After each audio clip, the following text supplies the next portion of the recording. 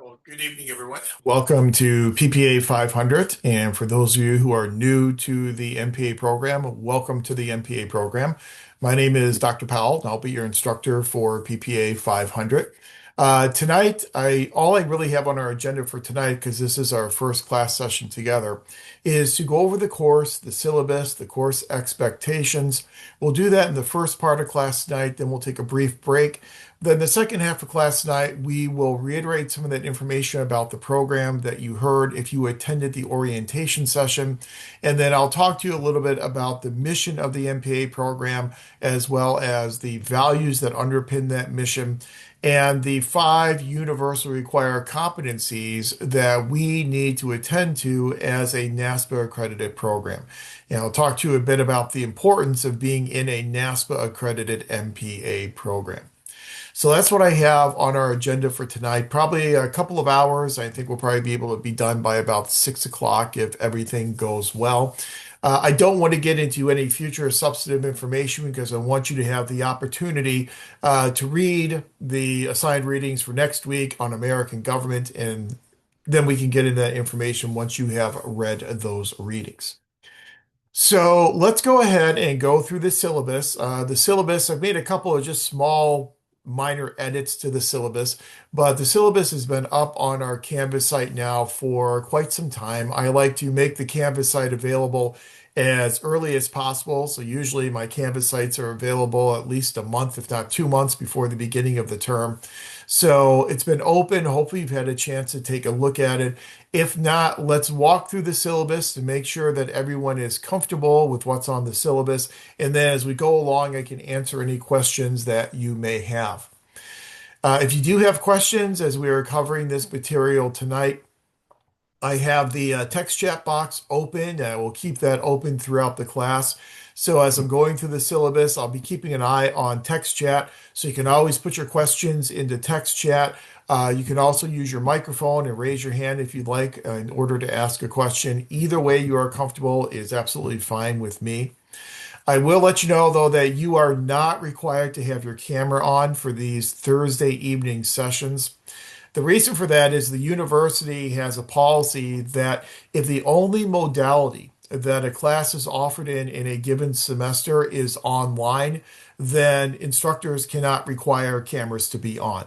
Since there are only two sections, to my knowledge, of this 500 course this semester, and both of them are offered online, that means you do not have to have your camera on. So I leave it completely up to you. If you like your camera on, that's fine. If not, you certainly don't have to put it on. This is PPA 500, so this is your introductory course into the MPA program. And so we have a couple of different goals in this course.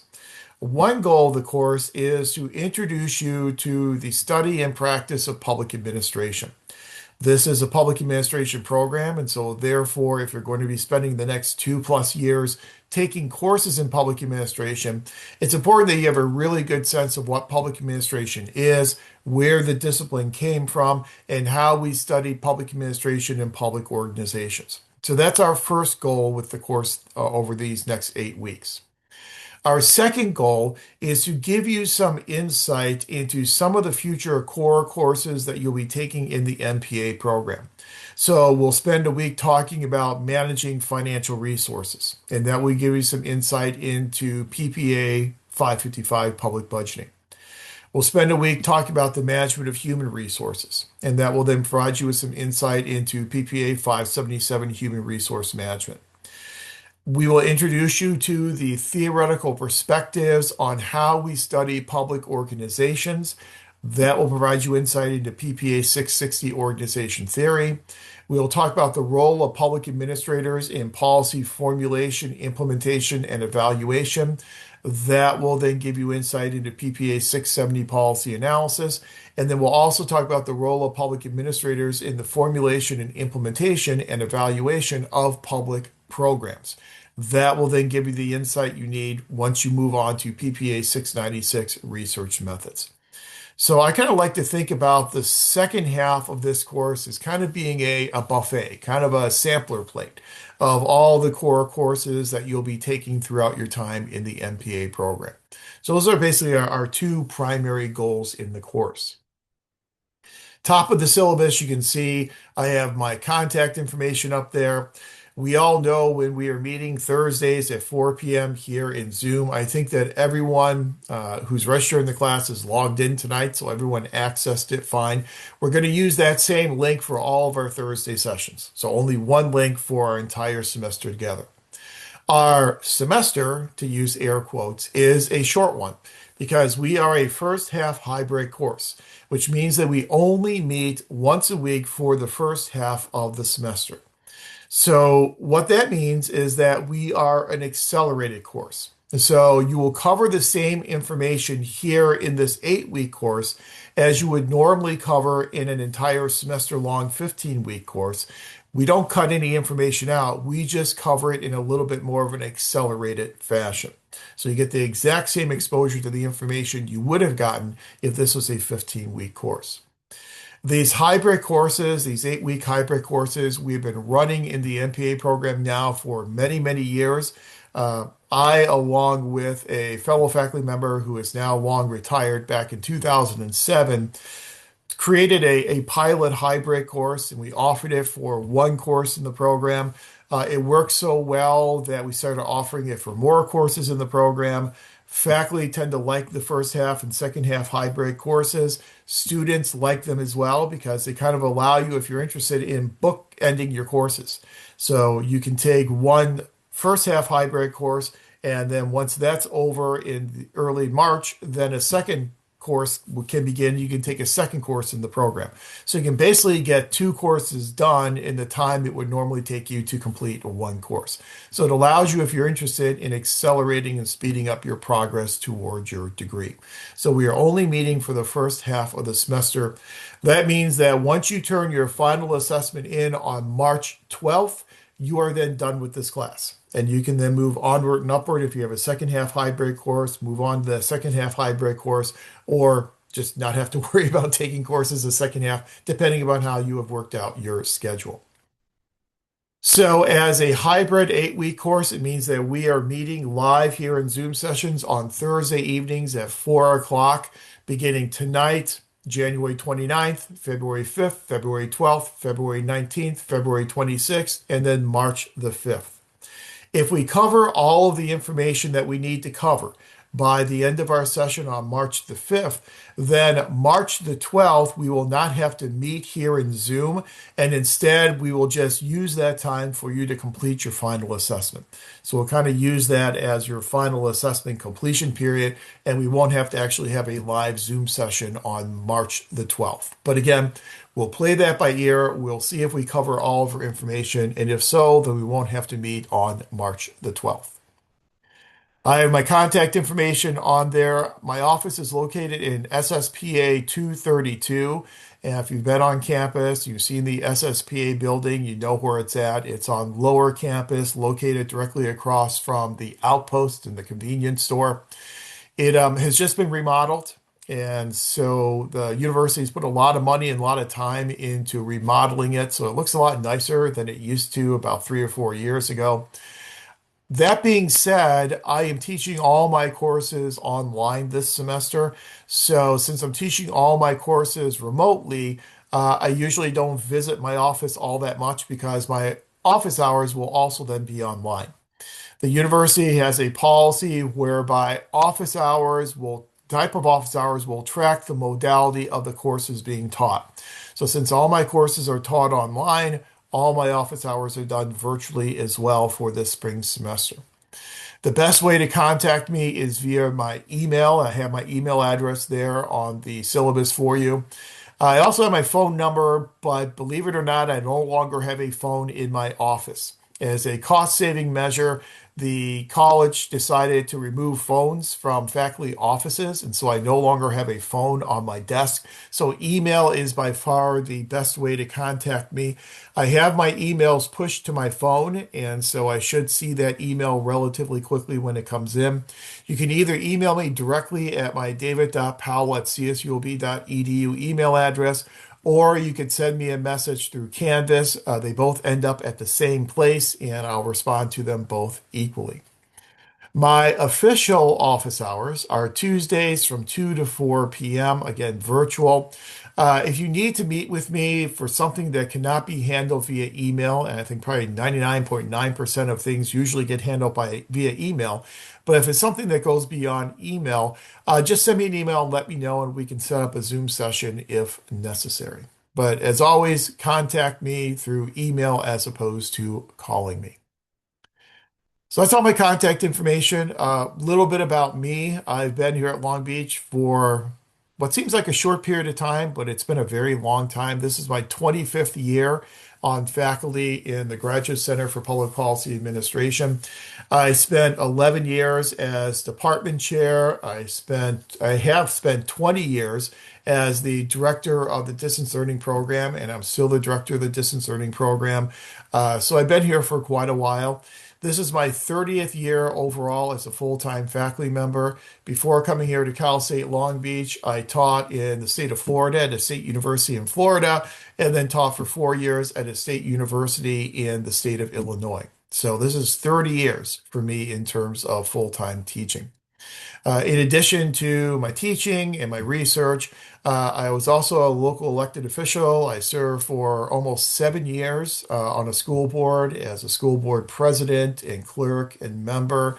I also served for a few years as the president of a joint finance authority here in Southern California. So I try and merge the two, the academic side as well as the practical side, and bring both of those into our classroom discussions. I've already told you about the course, that the course is an introductory course, so we are a survey-oriented course. There are no prerequisites to get into this course, and we accommodate people from a vast majority and vast variety of academic backgrounds. I know not everyone in the course is enrolled in the MPA program, and that's absolutely fine. Every semester, I have several students from other graduate degrees who are in this course, and it works out very well. We use this course as an introduction, and so therefore, there's no assumed knowledge of public administration upon entering this course. As I said, what we will do in this course is we will introduce you to the field and the study of public administration. So we'll talk about all the core content areas within public administration, how we manage budgets, how we manage personnel, how we manage organizations, how we manage policies, how we manage programs. We'll spend a lot of time talking about the inherent differences between public and private sector organizations as a justification for why we have a separate master's program in public administration. As I'm sure you are well aware, there are literally thousands of MBA programs around the world, Masters of Business Administration.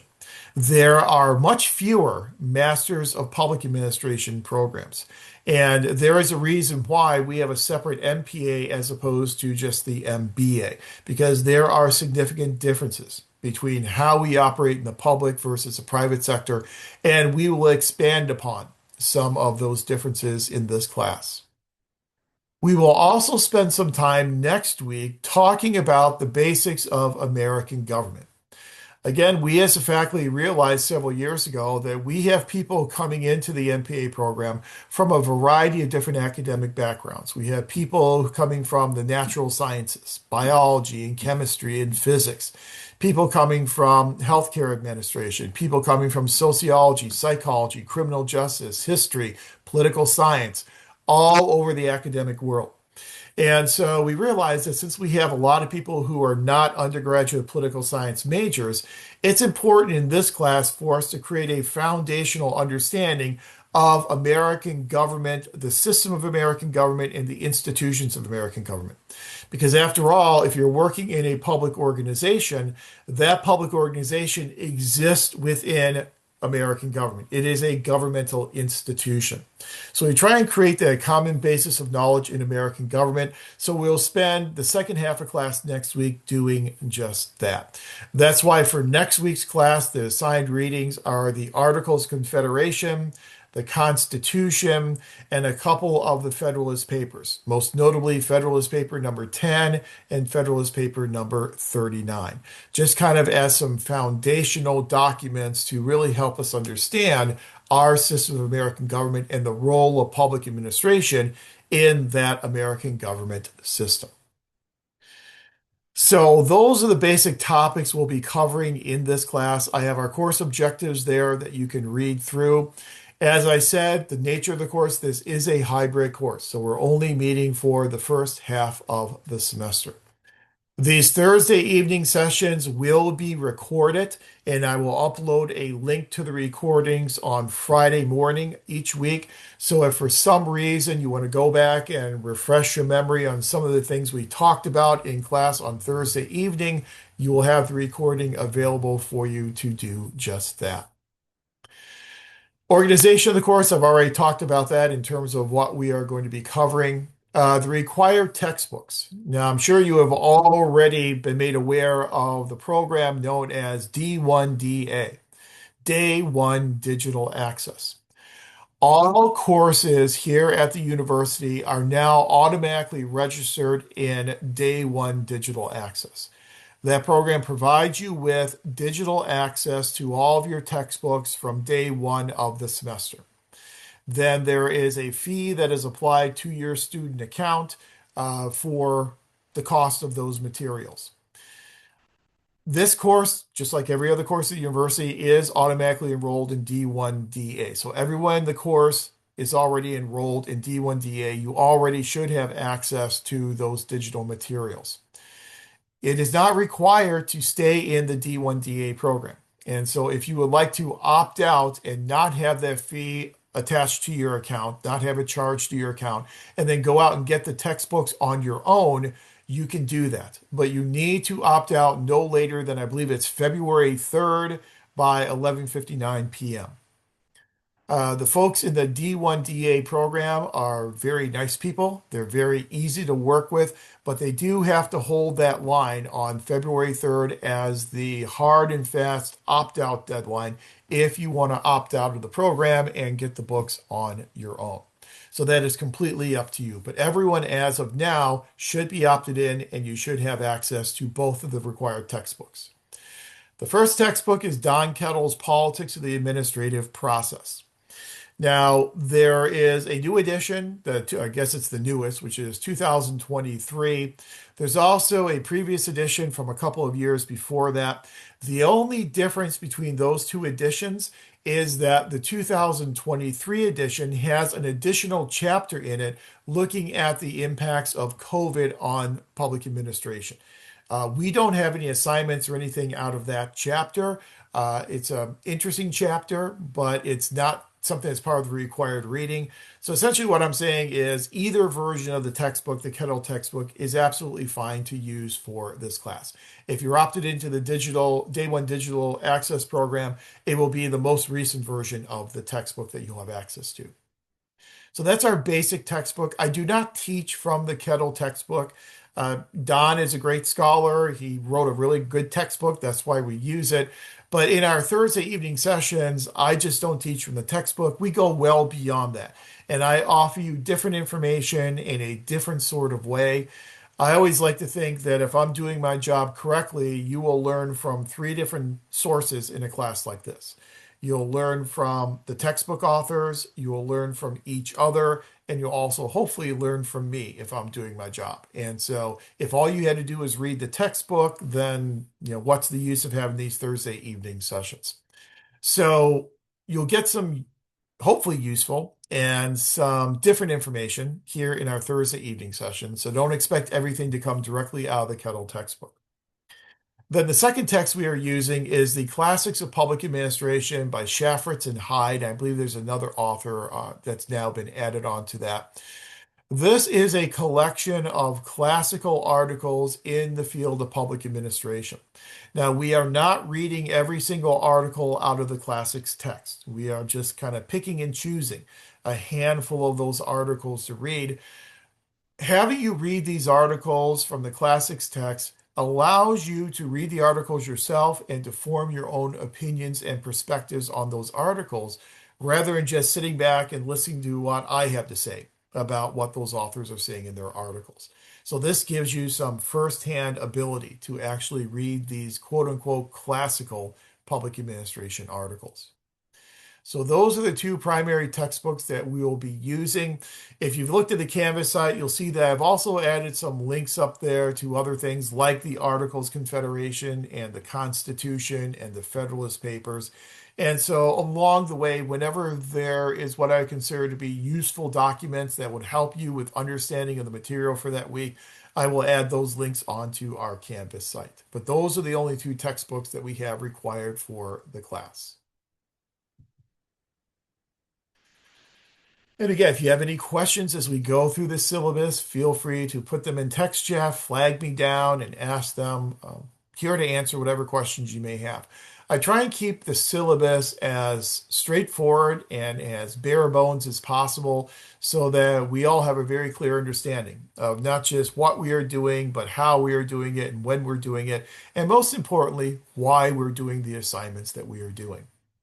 Which then leaves us to the next section, which is our evaluative criteria. So what types of criteria will you be evaluated on in terms of your grade for this course? You can see I've listed a few assignments. What we've tried to do, because this is an introductory course, so it's unlike a lot of the other courses you'll take in the program. As an introductory course, we are introducing you to public administration and introducing you to the program being your very first course. So we try and keep the reading load as light as possible, and we also try and keep the assignment load as light as possible. Also recognizing that we only have 8 weeks together. So you can see the list of assignments. It's a relatively short list. The first assignment that you will be turning in is your initial skills self-assessment. If you attended the orientation session, I'm assuming that either Dr. Butts or Dr. Zhao talked to you about this initial skills self-assessment. This initial skills self-assessment affords you the opportunity as you enter the MPA program to self-assess your skills across a large number of areas of the MPA program. And so I have the initial skills self-assessment appended to the end of the syllabus. So let me scroll down as quickly as I can. Probably not the most efficient way to do it, but scrolling down allows me to have to close the text chat box. So here is the initial skills self-assessment. The initial skills self-assessment is completed by every student in PPA 500. It's comprised of 3 different parts. The first section of the initial skills self-assessment is an ordinal response scale whereby you will self-assess how much you already know about these different areas of the MPA program on a scale from 1 to 5. 1 meaning you know nothing about that, 5 meaning you know a great deal. And so the areas that you'll be assessing your knowledge in will be budgeting, decision-making, ethics, oral communication, organization behavior, and so on and so on. So give you an example for the budgeting area. If all you have done in budgeting is, balance a personal checkbook and you've never dealt with a public budget, then you're probably going to be a number 1 on that 1 to 5 scale. In our distance learning program, many years ago, about 20 years ago now, we had a student come into cohort number 5 who was responsible for managing all of the capital improvement projects for MTA. Now you can just imagine how much in terms of capital budgeting and capital projects that individual was managing in the hundreds of millions of dollars. That is someone who is clearly a 5 out of 5 on budgeting. So just kind of self-assess what you already know, how much you feel you know in each one of these areas of the MPA program. Then in part 2, we just simply ask you to provide a very brief description of your experience in the 5 core content areas of public budgeting and finance, human resource management, org theory, policy analysis, and research methods. So here again, just a couple of sentences will certainly suffice. If you are responsible for putting together your unit's budget on an annual basis, just tell us that. And that's your experience in budgeting. If you have no experience in public sector budgeting, that's absolutely fine as well. And you can just say, I have no experience with public budgets. So just a sentence or two description here in part two for each of those five core content areas. And then the final part three of the initial skills self-assessment, just in a paragraph or so, tell us your reasons for pursuing the MPA degree and what specific skills you hope to acquire in the MPA program. Now, if you are enrolled in this class and you are not in the MPA program, that is absolutely fine. For part three, just tell me what types of skills and what you're hoping to get out of your graduate program. So if you're in communications, you're in healthcare management, what do you hope to get out of your graduate program?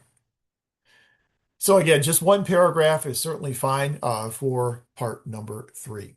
Let's see. Emma asks, notice in the first part, prompts you to rate your level of experience, what level of importance you think you will have in a future job. Only has ratings for the first. Yeah, over the first area, all we're really asking for is we're just asking you to rate on a scale of 1 to 5, how comfortable you are, how much you think you know about those areas. So that's all you need to focus on then for part number one. In part number two, that's when we ask you to give us a little bit more description in terms of your experience in each of those five core content areas. So for number one, all you're doing is just selecting one of those like or no response categories 1 through 5. I have an electronic version of the initial skills self-assessment up on our Canvas site. And so whenever you're ready to submit this initial skills self-assessment, all you have to do is just download that document. You can insert your answers directly into that document, save the document, and then you can upload it directly to Canvas. Let me scoot back up here. So that's your initial skills self-assessment. That's your first real assignment that you'll be doing, first graded assignment for the class. And it's 5 out of 5 points. It is essentially a credit, no credit type of assignment. So you turn it in, you get 5 points because there are no right or wrong answers. If you say in part two, you have no experience in any of those five areas, that's absolutely fine. Then there's nothing wrong with that. And you're still going to probably do very well in the MPA program. So you don't have to have a wealth of experience to succeed in the program. So that's why it's credit, no credit. You turn it in, you get 5 points. Probably the easiest 5 points you're going to earn in your entire graduate school career. Any other questions on the initial skills self-assessment?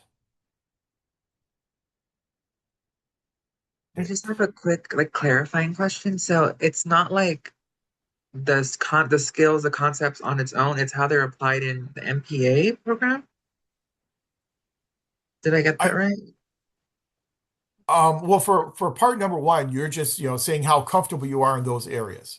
For part number two, it's just a sentence or two, how much experience you have in those areas, and then for part number three, what do you want to get out of the program? What types of skills you hope to acquire. So, if you're hoping that the MPA program will help you enhance your skills and how to put a budget together, or how to analyze a budget, or if you're hoping to get more skills in terms of strategic planning, whatever you hope to get out of the program, just tell us that there in part number three. Thank you. Mhm.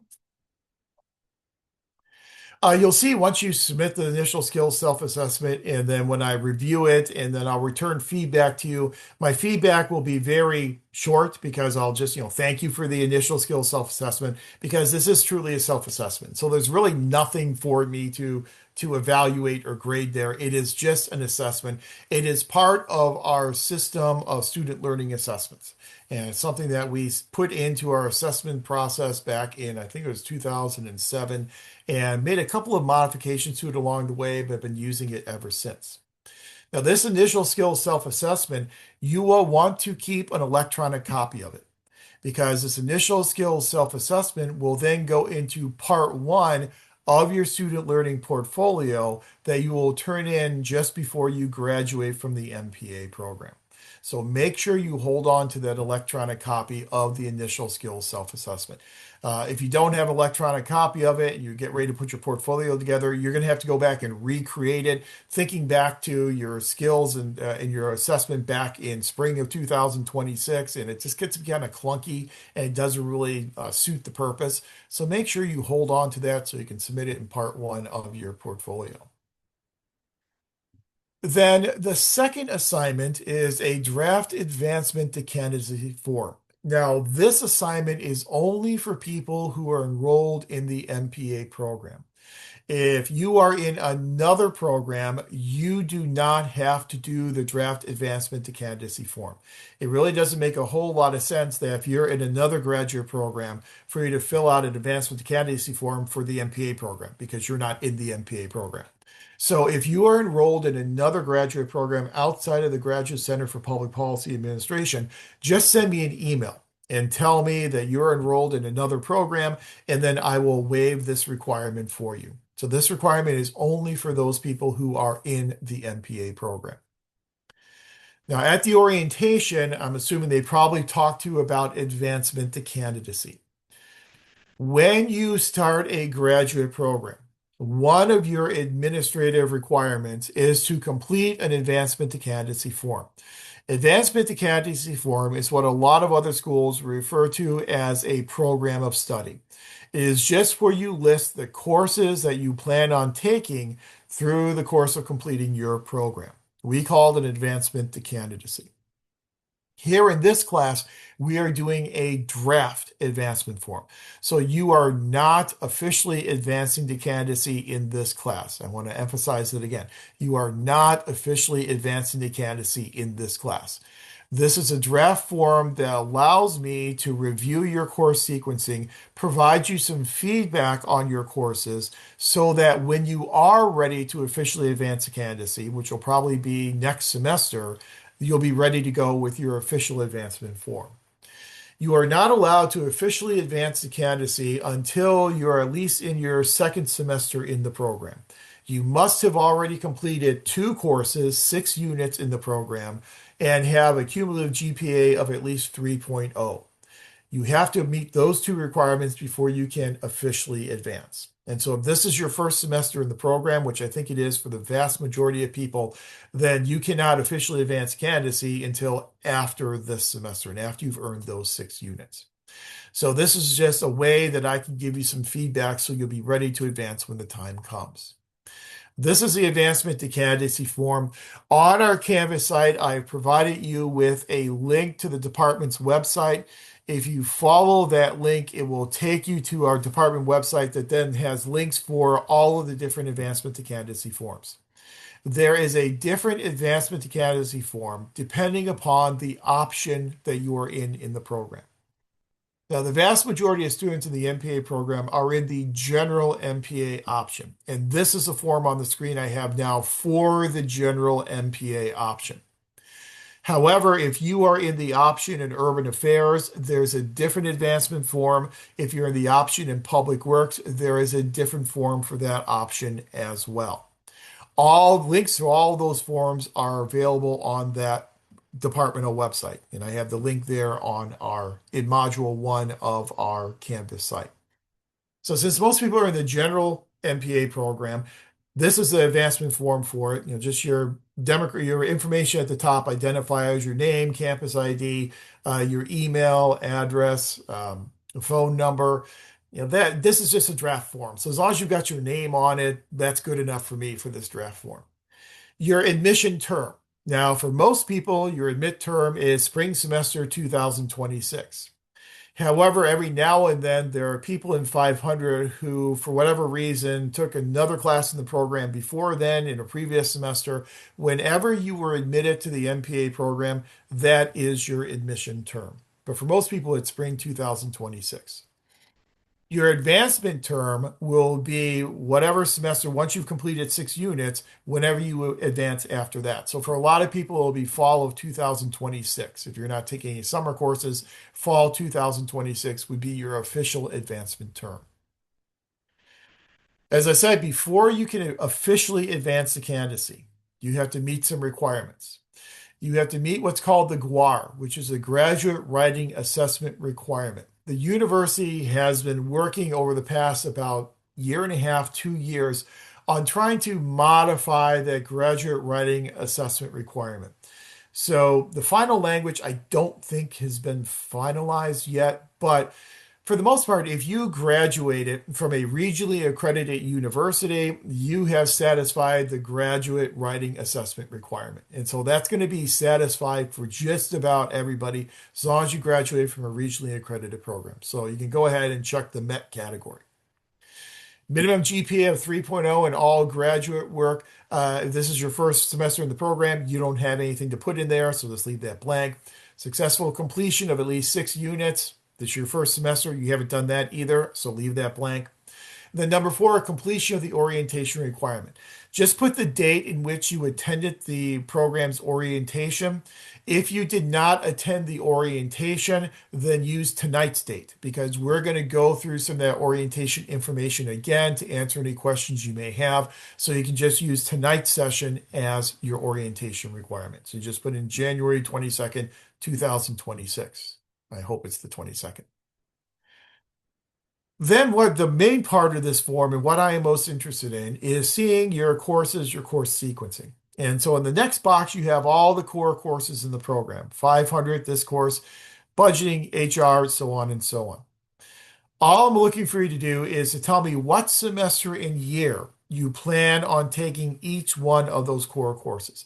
Obviously, you're not going to have a grade in those courses yet, but just tell me what semester and year you plan on taking your core courses. This can certainly change because this is just a draft form. So just, make your best guess about what semester you plan on taking them. One thing to remember, one important thing though, is that the program's policy is you must have completed all of your core courses before you can take PPA 697 directed research. That makes sense because directed research consists of a series of 5 case studies across the areas of budgeting, HR, org theory, policy, and research methods. So if you have not completed those core courses yet, then you won't have the information you need to do the case studies. So all your core courses must occur in a semester before you are listing PPA 697. So just make sure that you abide by that. Every semester, I see some people listing directed research in the same semester or a semester before one of their cores, and that'll just provide you the feedback. Make sure you have all your cores done before 697. And then in the next box, you have the elective coursework. So in addition to those core courses, as part of your 39-unit requirement, you then have to also complete 5 electives. Those electives typically are from within the MPA program. However, you do have the option to take electives outside the program if that kind of meets your career goals. But if you're planning on taking a course outside the program, you'll need to talk to Dr. Zhao or Dr. Butts in advance. So if you want to take something in healthcare management or criminal justice, talk to one of them first because some of the programs on campus are impacted, which means that their courses are only open to students enrolled in their program. One example is the College of Business. A lot of the courses in the College of Business are only open to College of Business students, and we have had a tough time in the past getting our students into those impacted courses. So Dr. Butts and Dr. Zhao, they have a pretty good sense of which of those programs are impacted, and they can kind of help you get into a course outside the program if that's something that you're interested in. But that being said, the vast majority of students tend to take their electives within the MPA program. We have a large program, one of the larger MPA programs, accredited MPA programs in the Western region. So we offer a lot of courses. Every semester, we're offering usually about 38 to 40 different class sections. Now, a lot of those are 697, but still, that's a lot of class sections to offer in an MPA program. Every year, I do accreditation site visits for NASPA, our accrediting body. And so I see what a lot of other programs are doing. And the program that I visited last year, every semester, they were offering between 8 and 10 class sections. So there are a lot much smaller programs out there in the country. So we do tend to offer a lot of different options for you in terms of electives. So just list the 5 electives you plan on taking. Again, this is just a draft, and so you're not locked into anything at all. But just, again, look in your crystal ball, what you think you're going to take, and what semester and year you would plan on taking those elective courses. I can then look at those elective courses you've listed, and I still, even though I'm not department chair anymore, I've retired from that, I still have a pretty good sense of which electives tend to be offered every single semester, which electives are only offered once per year. There are some electives that are only offered in the summer, like PPA 535 Intergovernmental Relations. There are other electives like 571 Leadership that are offered every fall and every spring, and sometimes more than one section every fall and every spring. So I can kind of give you some feedback on how frequently these electives tend to be offered. Then the final thing that you'll do on this draft advancement form is to tell me whether or not you're able to waive your internship requirement. The program has an internship requirement for anyone who does not have 1 year of full-time administrative experience. If you have at least 1 year of full-time administrative experience, or you have multiple years of part-time experience that would add up to 1 year of full-time experience, you will be able to waive the internship requirement. So if you're in that boat, you can just check waiver and then you can just write where you are employed or where you were employed, what employer you're using to satisfy that requirement. If, however, you don't have at least 1 year of full-time administrative experience, then you'll be required to complete an internship. So you want to check that box PPA 585 internship and the semester and the year in which you plan on doing your internship. Now, the PPA 585 internship class is a 3 unit class, and it is technically in addition to your 39 unit requirement for the MPA degree. So that would put you up at 42 units. We are not allowed by our accreditation standards to include 3 units of the internship in your units required for the degree. It has to be in addition to your 39 units. That's not us, that's NASPA. However, Dr. Butts has done a really nice job in his past few years as chair, working out some good, nice agreements with nonprofit and local government organizations throughout our region. And there are some possibilities that he can set you up with an internship where you don't have to register for that 3 unit 585 class. In the past, we had a tough time offering 585 just because we didn't have enough students to populate the class. So in the past, we would have maybe one person every semester who needed an internship. So we would enroll them in PPA 585, and the college would look at one person in the class and say, you can't do that. We can't afford to have a class run with one person in it. And so we've worked out other ways where you can complete the internship while avoiding that 3 unit 585 class. But if you're in that situation where you're going to need an internship, definitely speak to Dr. Butts. As department chair, he also wears the other hat of being internship coordinator, and he can help you identify some agencies where you may be able to complete that internship. He has created a local government management program with some local governments. I know uh, La Palma, I believe, is one that he's worked with.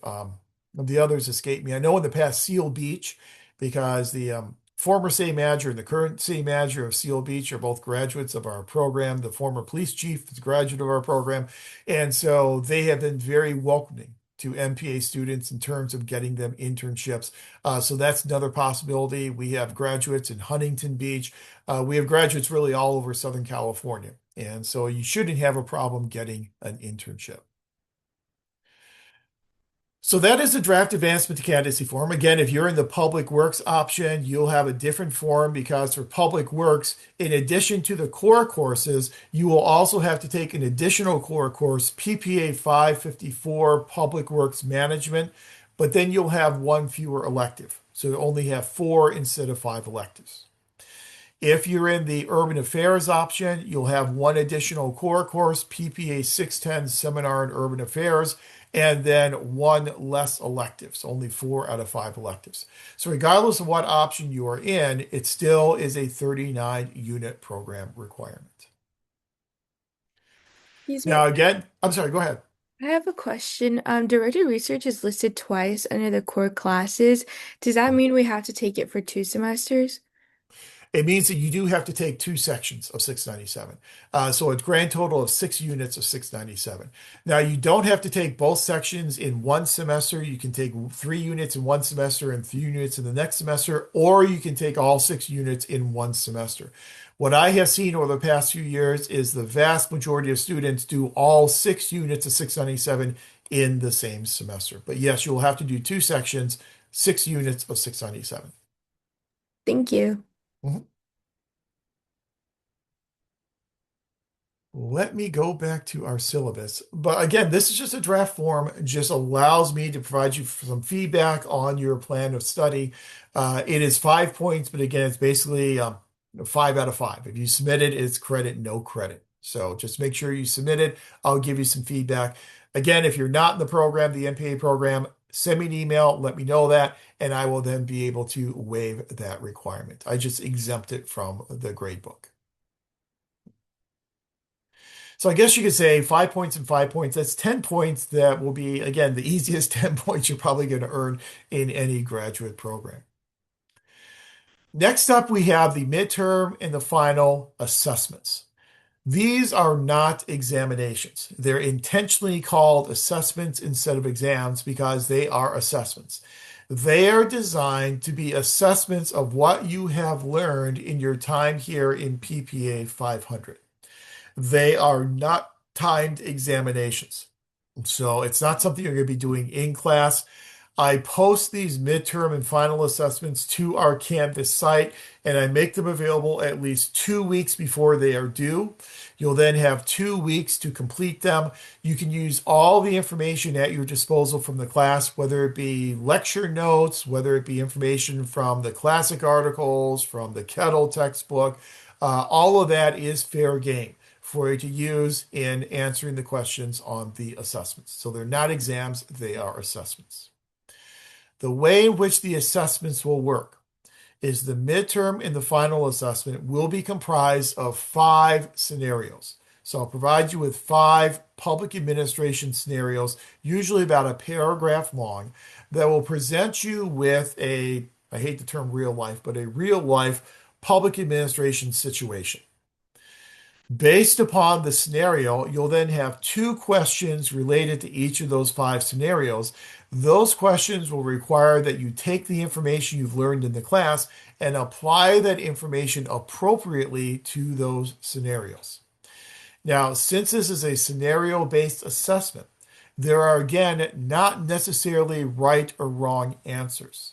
What your job is to provide the most appropriate answer and justify why that answer is most appropriate.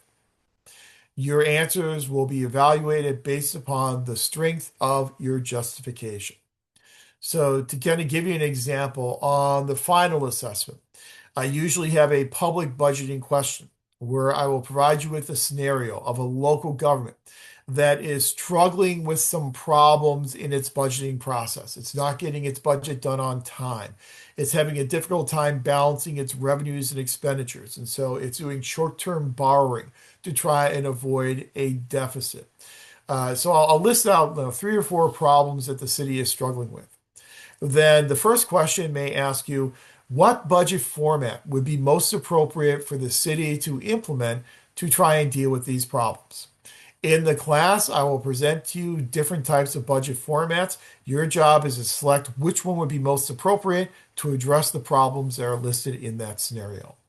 Could there be more than one budget format that's appropriate for that scenario? Absolutely. But you'll have to select a budget format and then tell me why you believe that budget format is the most appropriate to address those problems. I think that is a much more practical type of assignment in a public administration program as opposed to an exam that requires rote memorization. Hopefully, as you go through the MPA program, you'll have very few of those types of examinations that are done in class, that are timed, that require rote memorization. Hopefully, you'll have very few, if any, of those. We are not just an academic program, we are also a professional program. So our major job in an MPA program is to always find that nexus, that connection between theory and practice. And so it's all about application. And that's what the midterm and final assessments will allow us to see, how well you can apply this information in a practical situation. I am also a very big believer in parsimony. Parsimony means to be as concise as possible. So say what you need to say using the fewest words you can. This is public administration after all. And so we really need to be very concise with the work that we are producing. So in terms of your responses to these questions on the midterm and the final assessment, usually about a paragraph for each question is going to be enough to suffice. And usually you can get your job done within a paragraph for each one of those questions. So there'll be 5 scenarios, 2 questions relate to each scenario for a grand total of 10 questions on the midterm, 10 questions on the final. Each question worth 10 points, so 100 points for the midterm assessment, 100 points for the final assessment. Again, I think assessments do a good job in a program like this because when you're on the job, you're very rarely going to be asked to take an exam unless you are promoting to a different position that requires a certain type of skill set. You're not going to have to take a timed exam. And I think it's just ridiculous to make you do that in a graduate program. But when we get closer to the midterm assessment, so whenever I make it available 2 weeks before its due date, in that Thursday evening session, I will go through the midterm with you here in class. I'll go through all 5 of the scenarios, all of the questions related to those scenarios, and you'll have a chance to clarify any ambiguities or ask any questions you have in terms of what I am looking for in terms of your answers on those assessments. So you'll have a very crystal clear idea of how to do well on both the midterm as well as the final assessments. These are also assessments, so you do not have to use outside information. You can just use the course information because what I'm looking for is your ability to utilize the material you were presented with here in the course. So they are not research assignments. Then our final category of assignments are our Canvas essays. And I use Canvas essay and discussion post kind of interchangeably. There are Canvas essays. We have 5 of those, and each of those worth 30 points for a grand total of 150 points. These Canvas essays are meant to be, again, concise and parsimonious responses to a prompt that I provide for you. So let me scroll down, and I've provided all 5 of the Canvas essay prompts already here in the syllabus, so you can get a sneak peek at them. They're also provided on our Canvas site. So if you click on discussions on our Canvas site, they're already there for you. So Canvas essay discussion board number 1.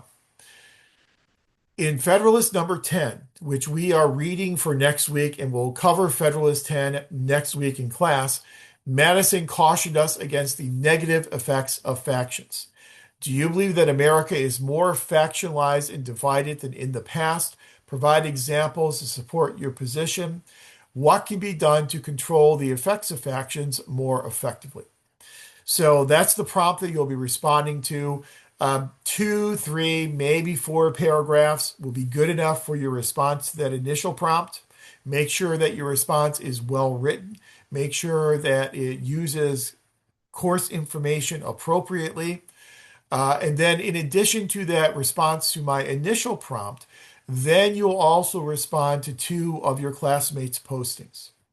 The responses to your classmates can be much more brief. And so we're looking at maybe a paragraph for each of your classmate responses. So 2 to 4 paragraphs for your initial post, and then a paragraph for each of your responses to 2 of your classmates.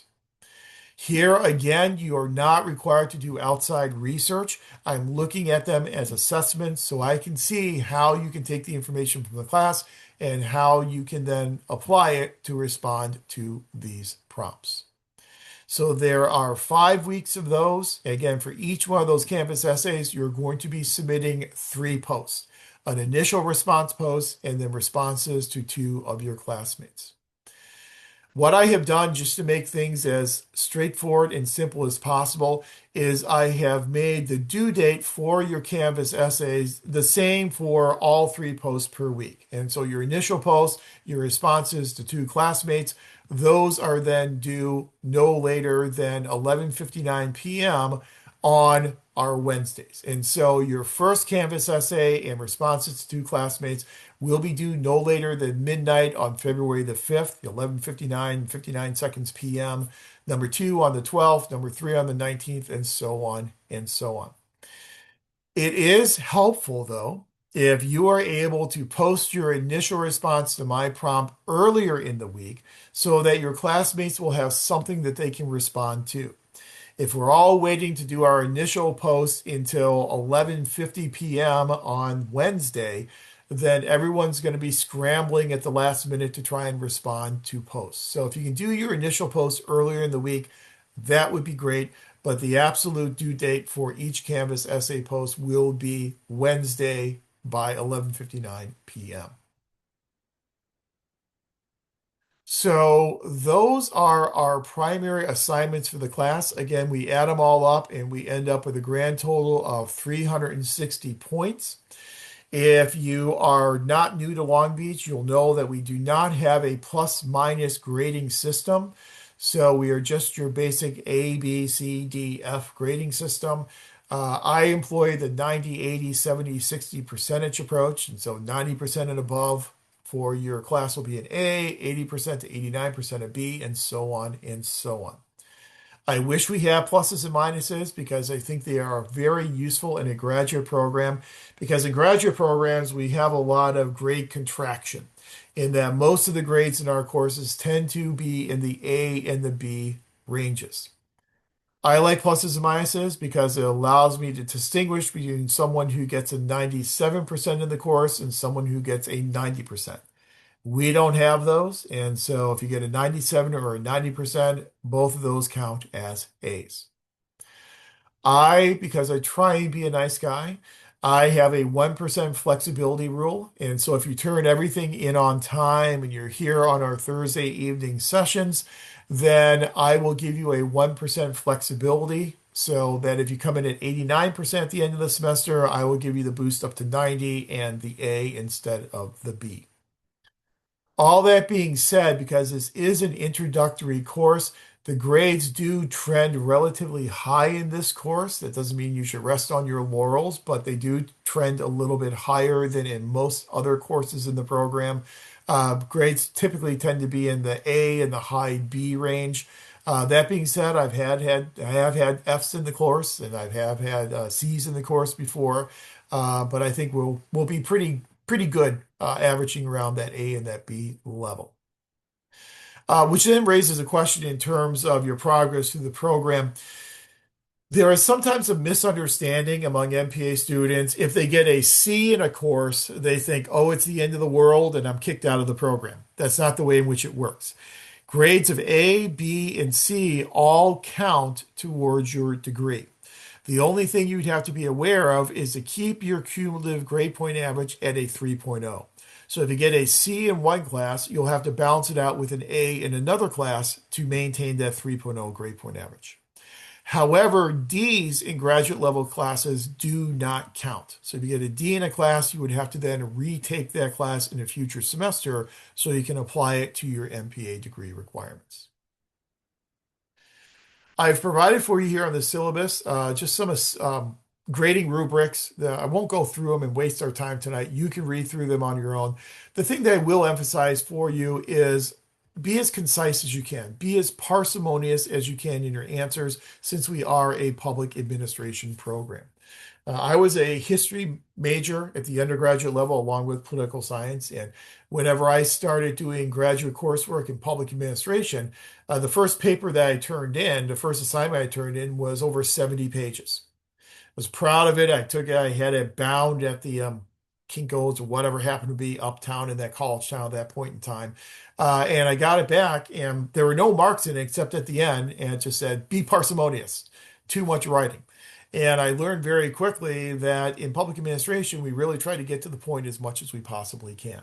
And so be parsimonious in all the assignments that you do in this course. Well, let's go ahead and talk about our course schedule. What topics will we be covering and when will we cover those topics? Obviously, tonight, this is just a course introduction and a review of the syllabus. Once we're done with this syllabus review, then we'll take a little break. We'll come back from the break and we'll talk about the program introduction.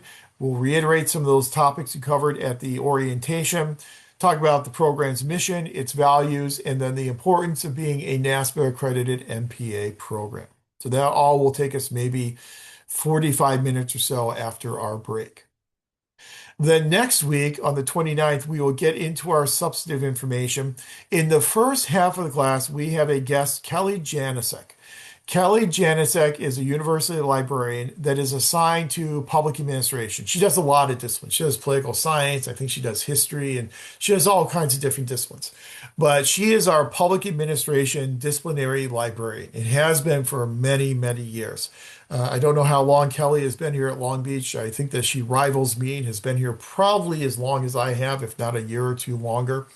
She really knows what she is talking about. And so the first half of the class next week, we'll hand over to Kelly. She will do a presentation on how you do public administration oriented research. It's a very important session for you because she focuses directly on public administration. She will show you all the relevant databases that you can use to do research on public administration and public policy topics. She will target it to public administration and public policy. Also, she will talk to you about APA formatting because that is the style manual that we use here in the MPA program. If you don't have a copy of the APA style manual, 7th edition, not a bad idea to just have that as a reference. If you would prefer not to buy the style manual, a really good online resource, just go and Google Purdue OWL, owl like the bird. If you just Google Purdue OWL, it's the online writing lab at Purdue University, and they have a great site on APA formatting where you can actually put your citations in and it'll spit them out in APA format for you, gives you examples of how you cite everything in APA. But Kelly will walk you through APA formatting in the second part of her presentation next week. So Kelly will handle the first half of class next week. Then we'll take a break. Then the second half of class next week, we will do our primer on American government. So to prepare for that, if you could read the Articles of Confederation, at least take a cursory look at them. Cursory look at the Constitution. We will go through the major elements of the Constitution next week because it will be really our only opportunity in this program to actually look at the Constitution as the basis of how we need to behave as public administrators. Then in terms of the founding documents, I have a link on there as well to take you to all 85 Federalist Papers. You do not have to read all 85 Federalist Papers unless you really want to. The ones we're really going to focus on, I know I have 10, 39, and 51 listed there. We're really going to focus on 10 and 39. Federalist number 10 forms the basis, as you saw, for your first Canvas essay post. So that's something you'll definitely want to read. And Federalist number 39 is my favorite Federalist paper. I think it may be a little wonkish to say I have a favorite Federalist paper, but it's my favorite Federalist paper because Madison in 39 gives us a really good justification for why we should support this Constitution, why the Anti-Federalists and the citizens of New York should support the new Constitution. But we'll cover all of that, the articles, Constitution, Federalist Papers 10 and 39 in class next week. So if you can take a look at those before class next week, those are the assigned readings for next week's class. I then ask you that by next Thursday, I don't know if I'm saying Wednesday, Thursday, by next Thursday, I'm asking that you do your introduction post. And the introduction post is just a very brief where you are sharing anything you're comfortable sharing about yourself. Now, I know we're a very small class. This is probably the smallest 500 class I have had in, I don't know how many years. but it's still good for us to kind of introduce ourselves to each other. You're probably going to be seeing these folks again and again in your future courses, and so it's good to kind of get to know each other here in this course, whatever you're comfortable sharing. If you're not comfortable sharing something like where you work, that's fine. You don't share anything you're not comfortable with, but just a really brief introduction of who you are. It is ungraded. It's just allowing us to kind of get to know each other a little bit here in the class. Wow, that really just skipped down there, didn't it? Let me go back up. Then in week number 3, on February 5th, we will get into a discussion of accountability and ethics. And we'll talk about why ethical standards are different in the public as compared to the private sector. I will introduce you to, if you haven't seen it yet, the American Society for Public Administration Code of Ethics. We'll go through the 8 different principles in the ASPA Code of Ethics and talk about what they mean for us as public administrators. You'll see you have a chapter out of Kettle, and then you have 1 article out of the classics textbook. Week number 4 on February 12th, we'll talk about the size and scope of government and differences between private and public organizations. There is a really great article that we'll be reading that week by Graham Allison, Public and Private Organizations. Are they fundamentally alike in all unimportant respects? It's one of my favorite articles. It is located in the classics textbook. So whenever you see a reading with the last name of the author and the title and the number, those are the ones that come out of the classics textbook. Kettle are obviously the chapters that come out of the Kettle textbook. So we'll talk about differences between public and private organizations and what those differences then mean for how we study public organizations, to again give us a justification for why we study public organizations differently than we would study a private corporation. Week number 5, we will talk about the discipline of public administration. What is public administration? Is it a discipline, or is it merely just a field of study, a subfield within another academic discipline? But we'll spend most of our time that week talking about the theoretical perspectives on studying public administration, public organizations. And I will walk you through very quickly the chronological development of the public administration literature looking at public organizations. We'll start with Max Weber and the classical school in the late 1800s and take it up through more modern contemporary theories. You'll see a couple chapters out of the Kettle textbook, and then you have 3 articles from the classics textbook. Woodrow Wilson's seminal article, The Study of Administration, that really started everything in terms of having a study of public administration. Max Weber and his bureaucracy article, and one of my favorite authors, Mary Parker Follett, and her approach in terms of democratic governance. Then, if time permits that week, we will then turn our attention to policy analysis and the role of public administrators in policy formulation, implementation, and evaluation. I will introduce you to different decision-making models that we can use in public administration and their advantages and their disadvantages. We'll talk about the whole idea of effective public organizations. Because at the end of the day, when we are studying public organizations, we are doing it for a purpose. And our purpose is primarily to try and make those organizations as efficient and as effective as possible. And there are different ways in which we can define how effective an organization is, and we will talk about those different models. You can then see the assigned readings for that week as well. On week 6, we will then get into a discussion of the reforms that have been instituted to public employment. We'll talk about the rise of civil service, why merit-based hiring is so important. We'll talk about the role of unions in public employment. You'll see your assigned readings there as well. That will then serve as a transition into our discussion of the management of human resources. So how do we manage these personnel in our public organizations? Then on March the 5th, we will hopefully have our final Zoom session, which will look at how we manage fiscal resources. So this will give you a little insight into your 555 Public Budgeting and Finance course. Then, as I said, March 12th, if everything goes well, we'll have covered all of our information we cover in PPA 500, and we can just use that then as time for you to complete, put the finishing touches on your final assessment. Now, one thing I will point out to you, let's go back up through these topics again. As I said, there are a couple different things we try and achieve in this class. The one thing is to introduce you to the study and practice of public administration. The second thing is to introduce you to some of the topics you'll be covering in your future core courses in the program. So whenever we get into a discussion of things such as public organizations, like we're going to do on February 19th, that will be insight into PPA 660 organization theory. As we talk about the policy process, that will obviously provide you insight into PPA 670 policy analysis. As we talk about managing human resources, that's insight then obviously into your 577 human resource course. When we talk about policy, we'll also talk about public programs. That's insight into PPA 696 research methods. And then managing financial resources obviously provides you insight into PPA 525 public budgeting. So this course will then help prepare you for all those other core courses you will be taking during your time in the MPA program. Here are the important due dates. I put these in kind of a one-stop shopping place for you so you can see when everything is due throughout our 8 weeks together.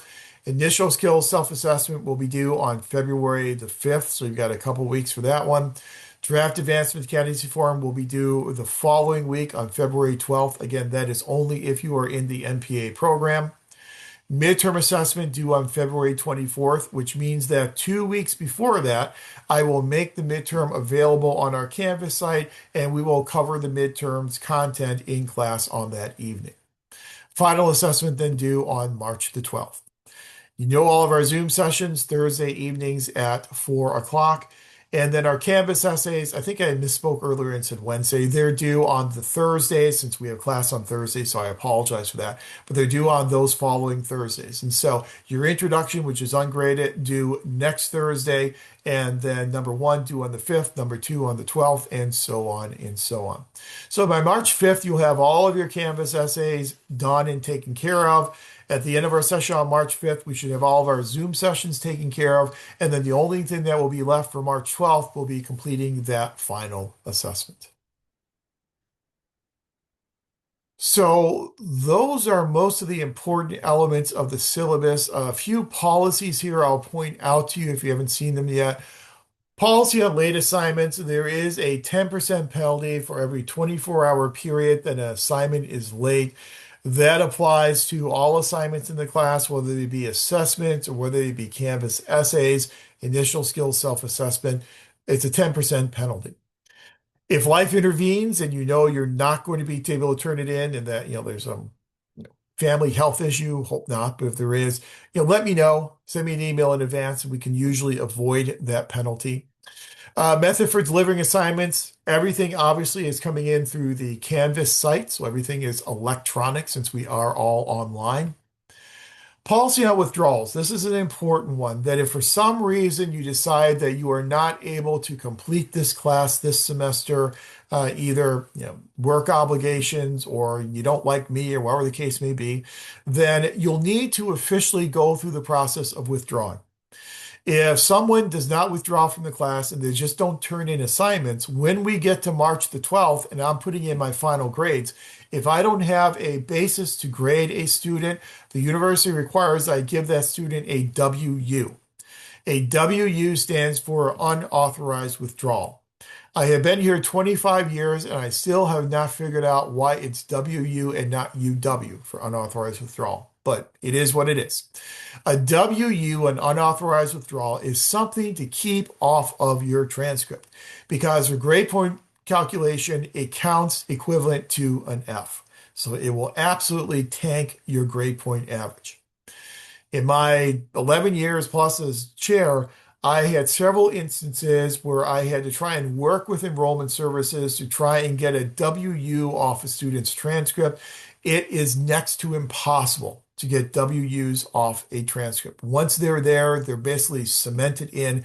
So we need to avoid that at all costs. So if you need to withdraw, go through the official withdrawal process. Policy on incompletes. I typically don't give incompletes because I have found them to be really dangerous. because what an incomplete will do is it'll allow you to have an additional calendar year to turn in the assignments and get a grade in a class. Well, life happens in that intervening year, and students forget they have an incomplete. I forget they have an incomplete, and then those incompletes turn into Fs. Again, next to impossible to get off of a transcript. The university requires that in order to be granted an incomplete, students must have completed at least two-thirds of the coursework before they are eligible for an incomplete. Students with disabilities, you'll need to contact BMAC, the Bob Murphy Accessibility Center. BMAC, if you contact BMAC, they will then reach out to me with an email with reasonable accommodations. I always accept reasonable accommodations. So if you have a disability that requires an additional 1 or 2 days on Canvas essays, that's something BMAC can provide you with, and then I can approve of that accommodation. But you need to go through BMAC first in order to have that accommodation documented. Attendance policy, I leave it to you to be here on Thursday evenings. This is a graduate professional program. We are a small class, and so I usually like to do some breakout rooms. If we only have 3 or 4 people here, we just simply can't do that. Even with 7 people in the class, we still we can do 2 rooms, so they're going to be relatively small rooms. But it is important that you are here on Thursdays. If for some reason you can't be here, the sessions are recorded, so you can go back and watch those recordings. But I really do emphasize the importance of actually being here on Thursday evenings. You all meet the technological requirements because you are here, so obviously things are working for you, so you got the tech taken care of. Changes to the syllabus. I usually don't make a lot of changes to the syllabus. When I do make changes to the syllabus, it's usually because we're running behind on information and we have to push a topic from one week to the next. We may move some topics up if we have time available, but it won't be in terms of due dates. I'll never move any due dates for assignments up for you. The only time we will ever change a due date to an assignment is if necessary to move it back, but I'll never move due dates up on you. And finally, you probably know that the Cal State system has deemed itself to be the first university system that is AI. So Cal State is really embracing AI head on. And in this embrace of AI, the university has been struggling with coming up with an AI policy. So currently what the university is doing is it's leaving it up to individual instructors to have their own artificial intelligence policies. So this should be in all of your syllabi. This is mine. The use of generative AI tools is not permitted in the course for the following activities. You cannot use it for your Canvas essays, to impersonate yourself in Canvas essays. You obviously can't use it for any of your writing assignments for your midterm or your final assessments. You can't use it to write sentences or paragraphs. That is kind of intuitive that you can't use it for that.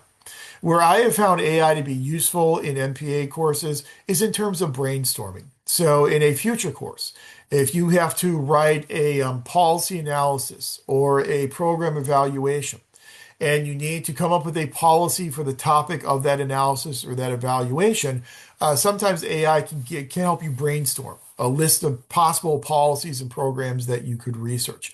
That's where I found AI to be very useful. I've also found generative AI, in my experience, to be relatively unreliable in a lot of contexts. One way in which I found it to be very unreliable is I want to see what would happen if I ask it to give me peer-reviewed journal article citations on a topic. So I ask it for 10 peer-reviewed journal article citations on a topic that I provided to it.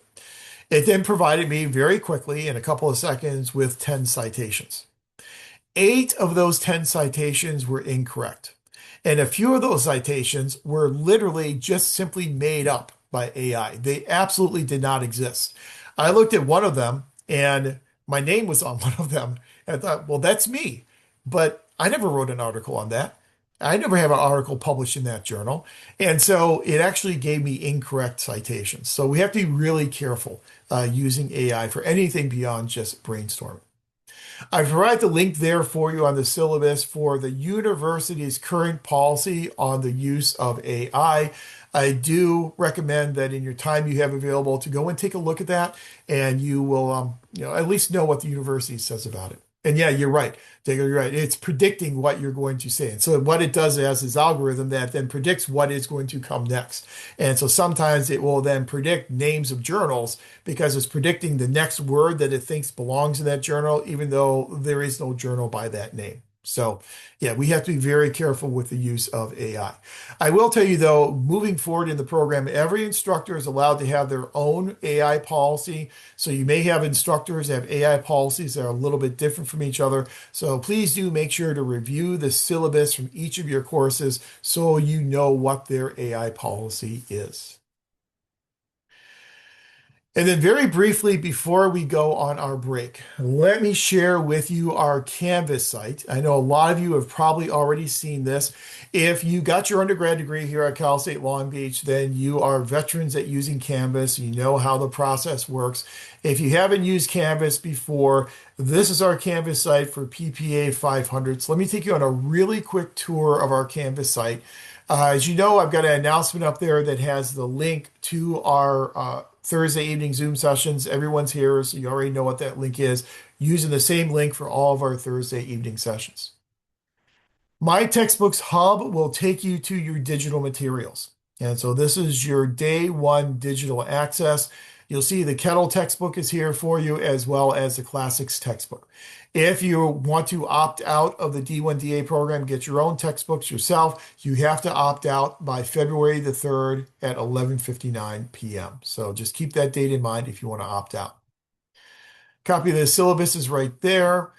I usually organize the course into our modules. And so here are each of the modules that we have for the class. This is in student view, so it should look very similar to how it looks for you. Another link to the syllabus. For tonight, these are the slides that we're going to talk about after our break for the introduction to the program, introduction to the program's mission.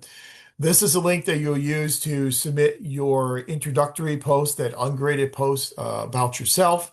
Here's a link to the PPA website to take you to all those advancement to candidacy forms. Next week, American government slides. Here's a link for the Articles of Confederation, the Constitution, and all the Federalist Papers. Then when you're ready to submit your Canvas essay number 1, you would do it right there. Initial skills self-assessment, you click there, and then you can upload your assessment directly at that link.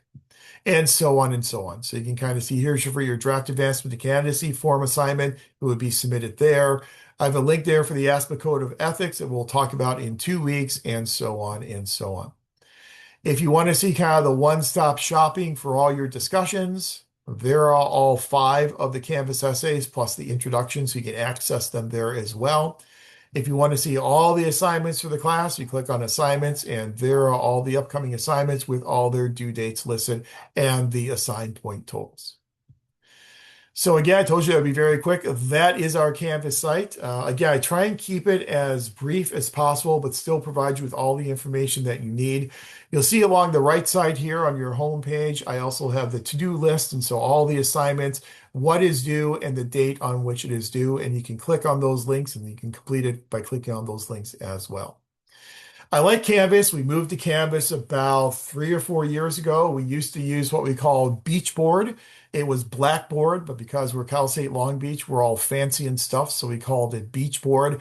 Beachboard and Canvas kind of work about the same way, so I don't really have a preference between the two, so I'm fine with us using Canvas now. I've been here at Long Beach long enough to have gone through, I think, 5 different LMS programs, and this is the 5th one, and they all have equal functionality for the most part, and I think you'll like using Canvas. And again, everything you need to be successful in the course is listed there for you on our Canvas site. So that is the introduction to PPA 500. Do you have any questions or need any clarifications on any of this information?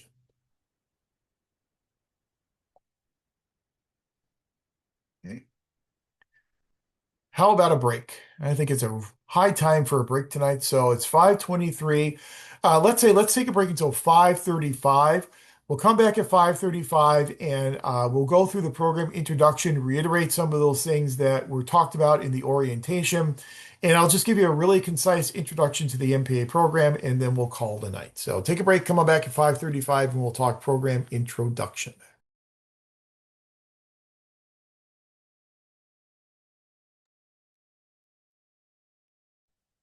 It's 5:30, so 5:35. So we are back, and let's go ahead and talk about the MPA program. I'll try and do this as quickly as I can to get you out of here tonight, but I assume most people went to, if you're in the MPA program, you probably went to the orientation. So you may have heard some of this information before, but it's never a bad idea to kind of reiterate it just so that we're all on the same page as we come into the program. So let me give you my introduction to the MPA program with my own little twist on it, which may look a little bit different than what you saw in the orientation. So our MPA program is NASPA accredited, and I'm a big believer in NASPA accreditation. I served for 3 years as an accreditation commissioner, making those decisions about which programs are accredited and which programs are not accredited. For the past, I think it's been 12 or 13 years, I've chaired site visit teams that have gone out on accreditation site visits to programs that are seeking accreditation. I think that accreditation really does matter. Not every MPA program is accredited by NASPA. NASPA accredits graduate public affairs programs, MPA, MPP programs, this new thing known as MPM programs, Masters of Public Management programs. They are accredited by NASPA worldwide. And so NASPA now accredits programs in Italy and China and Vietnam and Thailand and you name it. It's all over the world. It's no longer national, it's now worldwide. When you graduate from a NASPA accredited program, and people know that you have been equipped with the 5 universal competencies necessary to lead and manage effectively in the public and nonprofit sector. Later on, we will go through what those 5 competencies are if you haven't seen them yet, but it is important to be in a NASPA accredited program. Our last accreditation visit was in 2023, and Dr. Butts led that one. I led the previous 3 accreditation site visits. We are accredited for 7 years. That is the maximum accreditation period allowed by NASPA. So our next reaccreditation will not occur until 2030. We are a very interdisciplinary faculty in that we have some faculty members who have their degrees in political science. We have some faculty members who have their degrees in public administration. We have some people who have their degrees in organization theory and behavior. One of our most recently retired faculty members was actually an economist and had his PhD in economics. So we are very multidisciplinary. We have 7 full-time resident faculty members. Dr. Butts, who you probably already met in the orientation, is our department chair. He's been department chair since I retired from that position. So he's been department chair now for, I think he's going into his 4th year maybe as department chair. Dr. Melissa Matthews, she has her degree in organization behavior and theory. She teaches a lot of the policy courses. She also teaches in the area of nonprofit management. There's me, I run the Deal MPA program. Dr. Baber is currently in the early faculty retirement program, or they call it FER, the Faculty Early Retirement Program, which means that he only teaches half time. So he'll be teaching half time for 5 years. I believe he has 2 years left in the Faculty Early Retirement Program, and then he'll be fully retired. Dr. Ed Martin, who's been here for, I think, 25 years as well, he teaches the human resource management courses as well as urban affairs. So if you're in the option in urban affairs, you'll be taking him for your PPA 610 urban affairs course. Dr. Tina Zhao, she is our current graduate advisor. So she's one of your go-to people if you have questions about what courses to take. She's the person to ask those questions to. And then we have Dr. Richard Nkrumah. He is the newest faculty member. He is currently a full-time lecturer. He joined us in spring 2025 and recently defended his dissertation at the University of Nebraska, Omaha. So those are our 7 full-time faculty members. In addition to those 7 full-time faculty members, we also have a strong cadre of part-time instructors as well. Our part-time instructors are former city managers, former county managers, finance directors. We used to have a county treasurer who is an adjunct faculty member. We have police chiefs, former police chiefs who serve as adjunct faculty. So we have a good cadre of these adjunct faculty members who have been with us for a very long time.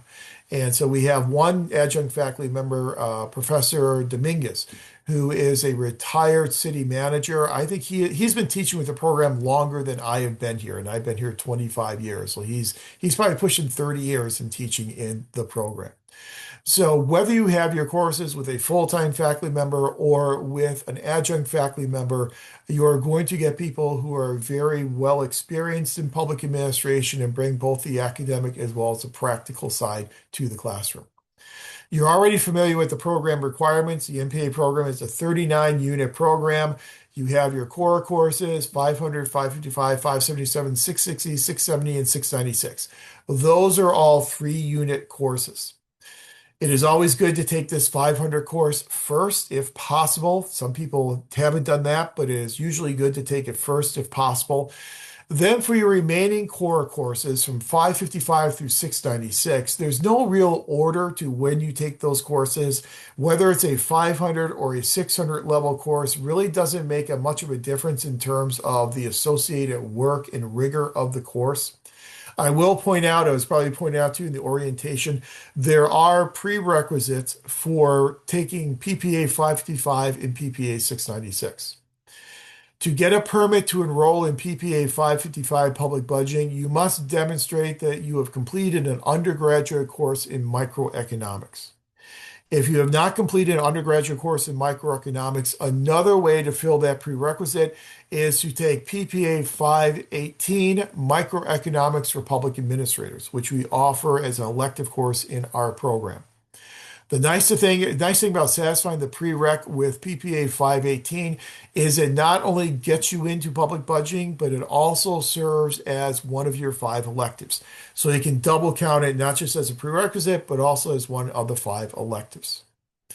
Then for PPA 696 research methods, the prerequisite is an undergraduate course in statistics.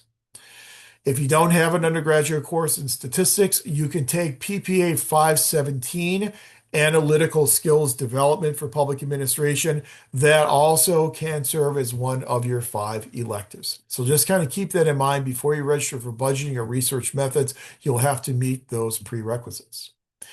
Then, as we discussed before, your final 2 core courses will be these 2 sections of PPA 697 directed research.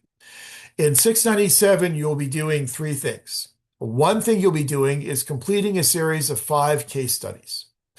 Those 5 case studies represent the 5 core content areas of the program: budgeting, HR, org theory, policy, and research methods. Those case studies are completed on an individual basis. There are no class meetings arranged for PPA 697. You'll just be working on your 5 case studies. Once those 5 case studies are completed, once they're submitted, then the second thing you do in 697 is what's called the final skills self-assessment. The final skills self-assessment is a redo of the initial skills self-assessment that you are turning in this class in 2 weeks. Initial skills self-assessment allows you to assess your skills upon entry into the program. Final skills self-assessment allows you to assess your skills upon exit from the program. Then the third thing you'll do in 697 is to submit your student learning portfolio. And we'll walk through the student learning portfolio in just a minute, but the student learning portfolio consists of 3 parts, and you'll be producing all those documents that go into your portfolio throughout your time in the MPA program. As we said, for those 6 units of 697, you can take all 6 of them together, both sections together in the same semester, or if you would like, you can split them up between semesters. That's completely up to you. Most people take all 6 units in the same semester. Now, while you cannot take a core course at the same time as 697, all your cores have to be completed first, you can take an elective at the same time that you are doing 697. That is certainly allowed. Speaking of electives, as I said, there are 5 electives in the program. Those 5 electives you will specify on your advancement to candidacy form. We already talked about they can be taken outside the department with the approval of either Dr. Butts or Dr. Zhao. If you have completed coursework in another MPA program that is regionally accredited, you may be able to transfer up to 3 courses, 9 credit hours from that program into our program here at Long Beach. However, those courses that you transfer in would transfer in as electives because your core courses need to be completed in residency in our program.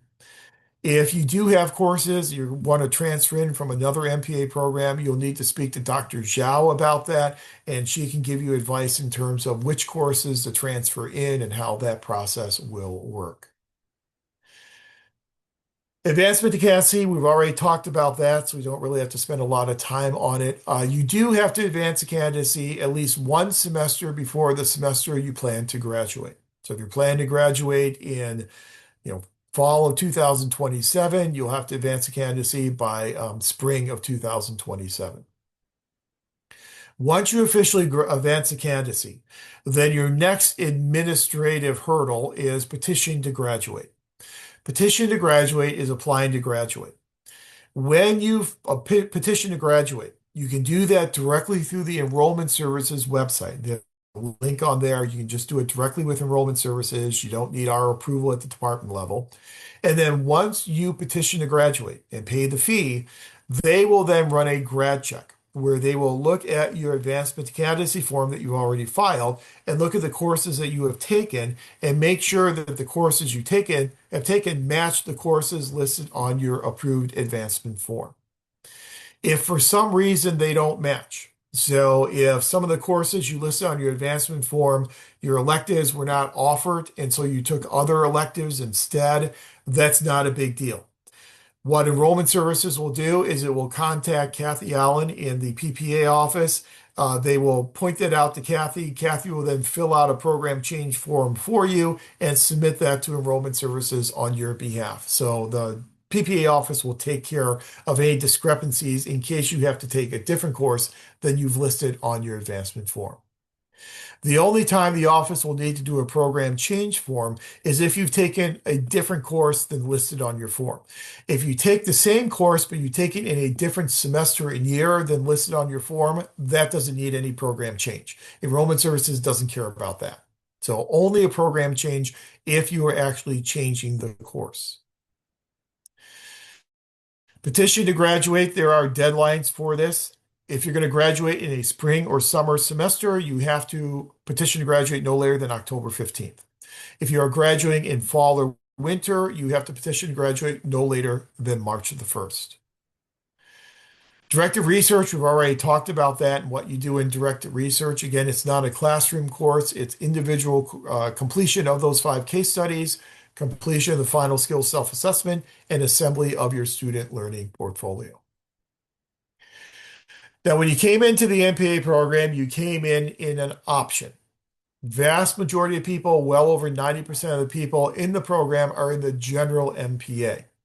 However, you could have chosen the option in urban affairs. There's a website there through the catalog to show you what courses you need to take for the option in urban affairs.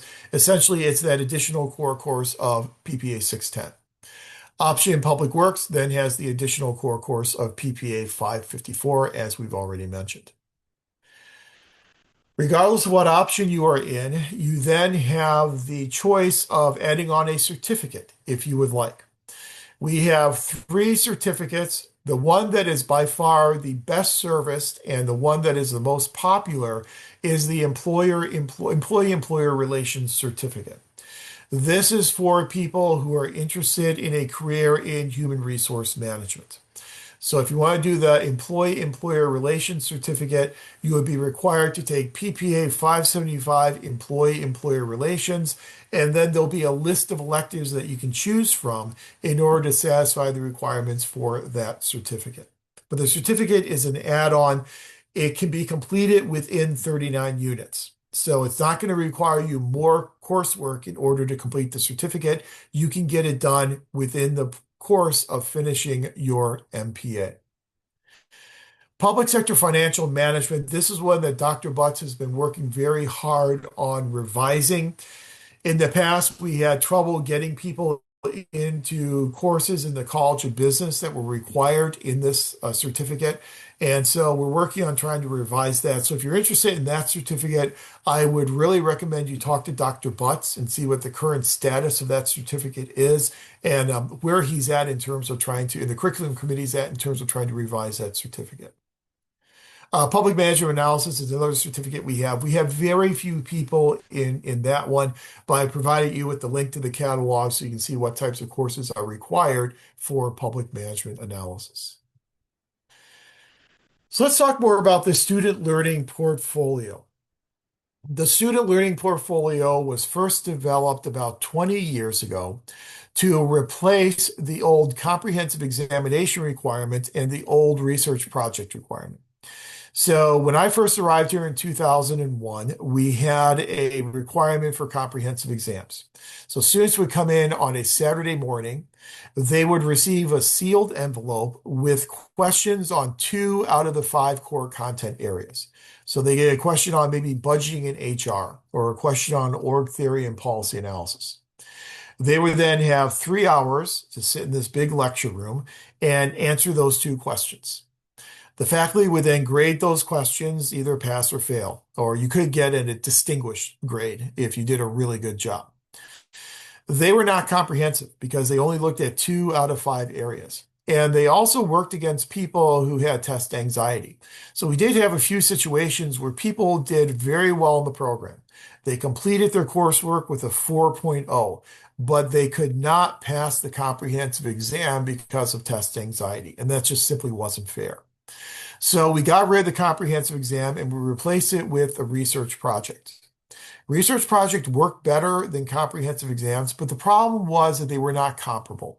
So everyone was doing a different project, and from an assessment perspective, we were comparing apples and oranges. So we decided to go ahead and replace that with the student learning portfolio, and which includes those 5 case studies. So the student learning portfolio is meant to be a record of the types of assignments that you did in your time in the program. It's essentially a professional journal, a visual assessment tool, and hopefully it will be an aid to you in seeking employment and promotion. It's one thing to sit in an interview for a promotion or for a job and say, I know how to analyze a budget. It's a completely different thing to say, and here is the budget analysis I did as a assignment in my PPA 555 course. So it really gives you that type of tangible empirical evidence of the skills that you have in that area. We have streamlined the portfolio since its first inception all those years ago to make it as user-friendly as it possibly can be. We've streamlined it down into 3 parts. The first part of the portfolio consists of the initial skills self-assessment that you're doing here in PPA 500, and then the final skills self-assessment that you will do in PPA 697. All you have to do in part 1 of the portfolio is include those 2 documents. Part 2 of the portfolio consists of your pre- and post-instructional assignments from your core courses. So every core course in the program, with the exception of PPA 500, this course, and PPA 697, will have a requirement for a pre- and post-instructional assignment. Pre-instructional assignments are typically due within the first 3 weeks of the class, and then post-instructional assignments are due at the end of the class. They're kind of that culminating type of assignment. Pre and post instructional assignments are meant to be similar so that you and your faculty member can assess your skills on these different topics as you enter the course versus your skills as you are leaving the course. So that's why they are pre and post. As you go through the MPA program in each one of your core courses, look at the syllabus and make sure the instructor has designated a pre and post instructional assignment. If the instructor has not designated a pre and post instructional assignment, reach out to that instructor and ask them straightforward, what is the pre-instructional and what is the post-instructional assignment? Because you need to have those from all your core classes with the exception of 500 and 697. For part two, you'll just be taking all those pre and post instructional assignments and submitting them into part two of your portfolio. You do not have to revise them or change them in any way. You just submit them in part two in the same way in which they were submitted when you were taking that core course. There are no approval sheets that are required anymore on these pre and post instructional assignments. You just submit the assignments as you submitted them in the course. And then finally, part three of the portfolio will be the 5 case studies that you completed as part of your 2 sections of 697.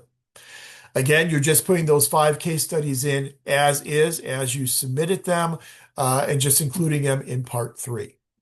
That is it. That's the entire student learning portfolio.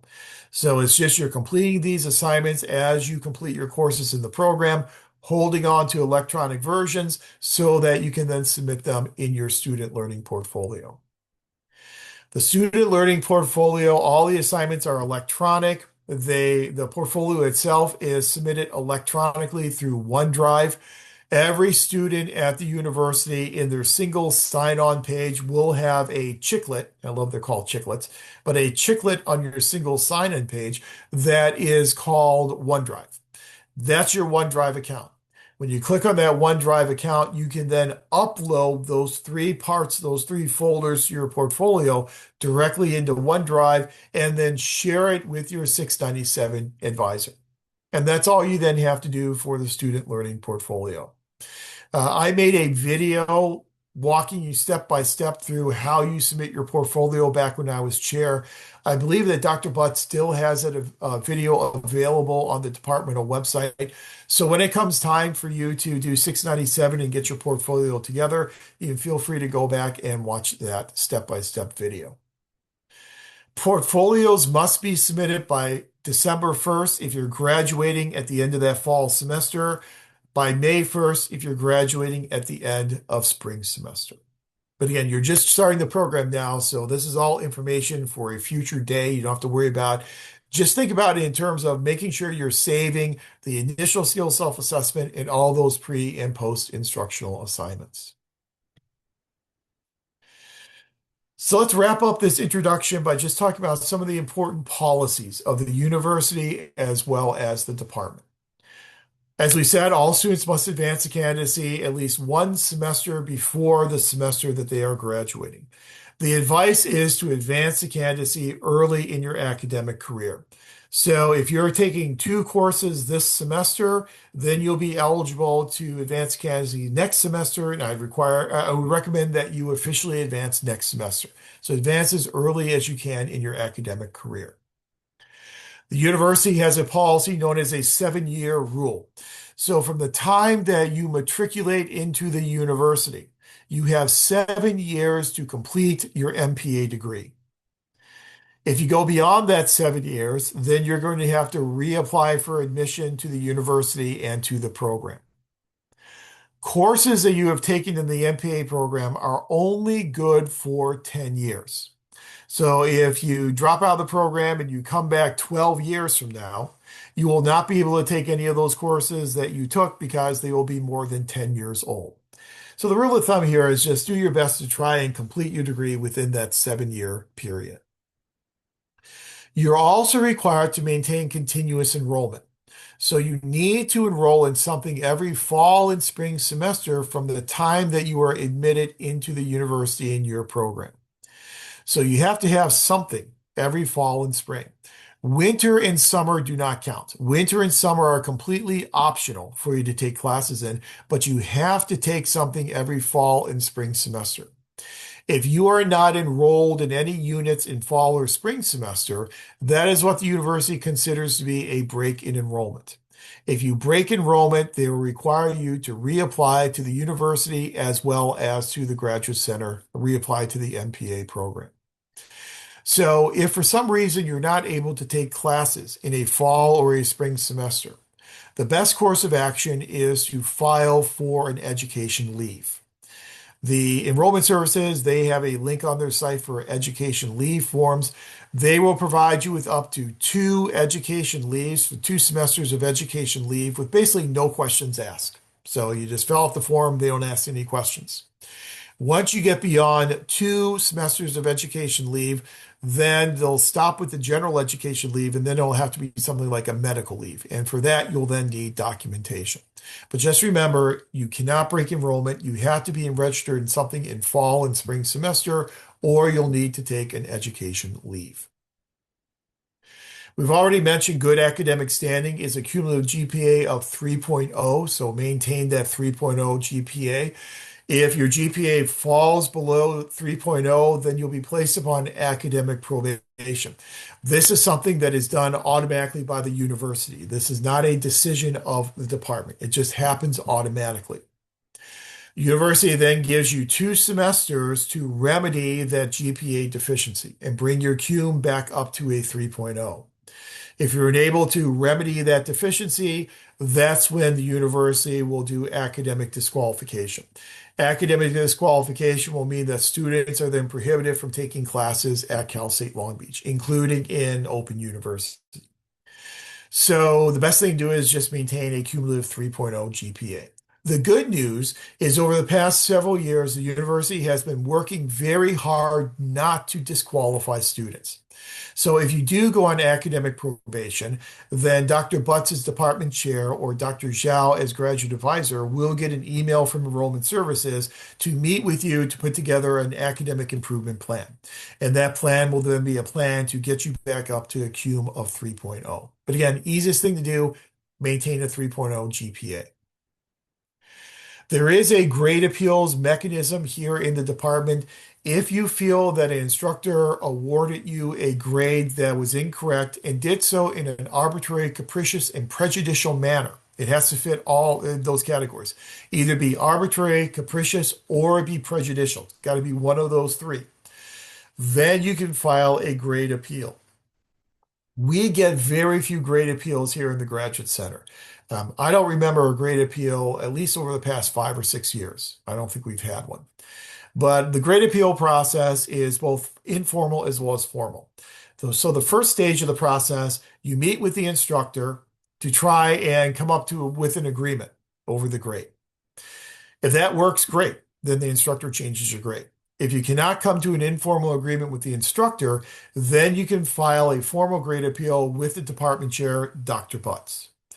Dr. Butts would then reach out to the instructor and see if he can find some type of negotiated settlement with the instructor. If he cannot do that, then he would then pass the grade appeal on to the Departmental Grade Appeals Committee.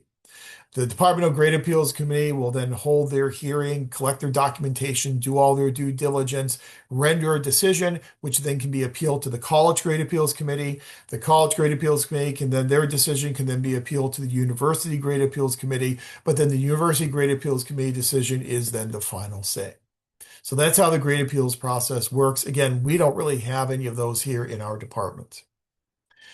So I mentioned before, important that all your core courses must be completed before enrolling in 697. 697 is by permit only, and so you'll have to get a permit from the PPA office from Kathy Allen in order to be able to enroll in 697. Those are all the basic policies. I know we went through it very quickly, but we did so because you were already had your introduction to the program in the orientation. But I just want to reiterate some of those more important policies that you need to keep your eye on. Any questions about the MPA program, any of these policies or procedures you have any questions about?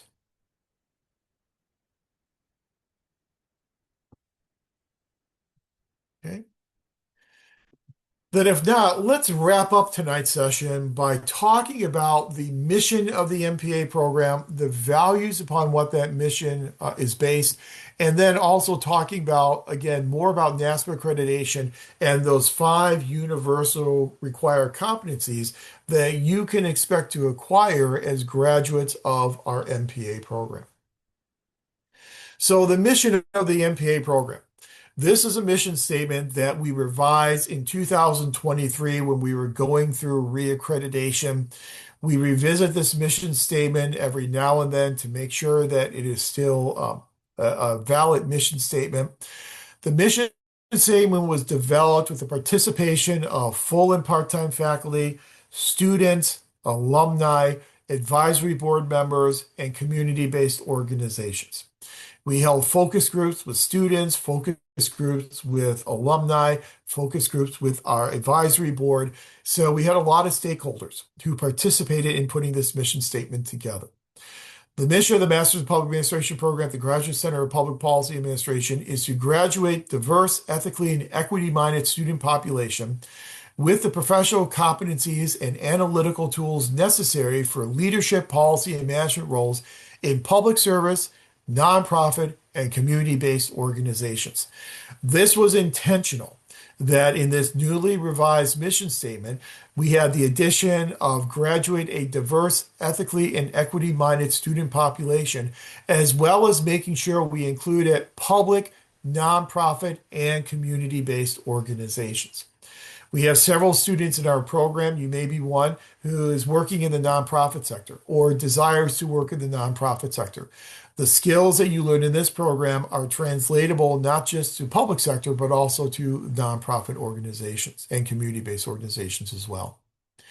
Through the promotion of excellence in professional public service research education, graduates will advance the public good and make a positive impact at all levels of governance and management. That mission statement, before we wrote that mission statement and gained agreement on the mission statement, we also had all of our stakeholders work at putting together our public service values. NASPA requires that every NASPA accredited program documents the process of developing their identified public service values that will then inform their mission and vision statements. So we have identified 7 public service values that underpin our MPA program. Enhancing diversity in the faculty and student population. We are very fortunate here at Long Beach to have one of the most diverse student bodies of any MPA program across the country. And I have worked with a lot of MPA programs as a site visit chair, as an accreditation commissioner, as a pro bono consultant for NASPA. And I can tell you, we have the most diverse student population that I have seen in any program that I have worked with. We are working very hard to diversify our faculty to reflect that diverse student population. Our last 3 full-time faculty hires have been made through a diversity hiring process.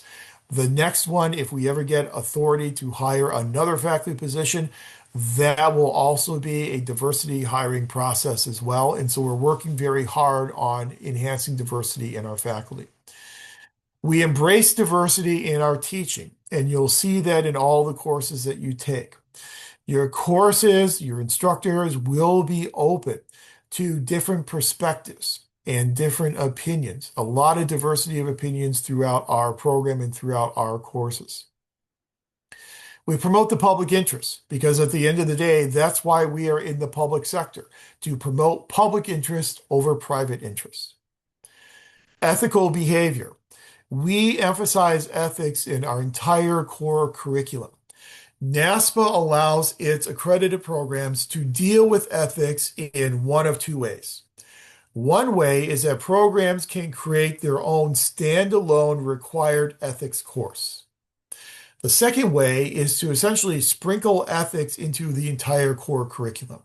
We chose the latter because if we created a new core course in ethics, that would add 3 units onto your 39 unit requirement and get it up to a 42 unit requirement. That would obviously cost you more money. So instead, what we have done is we have sprinkled it throughout the core curriculum. We will spend an entire week, 2 weeks from tonight, talking about ethics and accountability in the public service. You'll talk about ethics when you talk about managing fiscal resources in 555, ethics of dealing with human resources in 577, and so on and so on. So ethics will be a very large element of everything that you do in the program. Related, obviously, to ethical behavior is a promotion of integrity. Social justice. Social justice is a major element of the new public administration. And so you'll have elements of social equity and social justice built into a lot of the courses that you'll be taking in the program. And then finally, professional competence. NASPA requires that everyone who graduates from a NASPA accredited program will demonstrate certain identifiable competencies. Those competencies are referred to by NASPA as the five universal required competencies. And those are to lead and manage in the public interest, to participate in and contribute to the policy process, to analyze, synthesize, think critically, solve problems, and make evidence-informed decisions in a complex and dynamic environment, to articulate, apply, and advance a public service perspective, and to communicate and interact productively and in culturally responsive ways with a diverse and changing workforce and society at large. So when you graduate from the program, those are the five competencies that you will be able to demonstrate. You will demonstrate those competencies through post-instructional assignments that you're completing in all of your core courses, through other coursework you're completing in your elective courses, through the 5 case studies that you are completing in PPA 697. So we have multiple assessment instances where we can assess the acquisition of those competencies. We have worked very hard in our assessment system to essentially crosswalk these competencies with the courses and the assignments required in those courses. So every course will emphasize different competencies. So for instance, in your PPA 696 Research Methods course, you will focus primarily on that third competency of analyzing, synthesizing, thinking critically, and solving problems. In your policy course, you will focus primarily on the second one, to participate in and contribute to the policy process.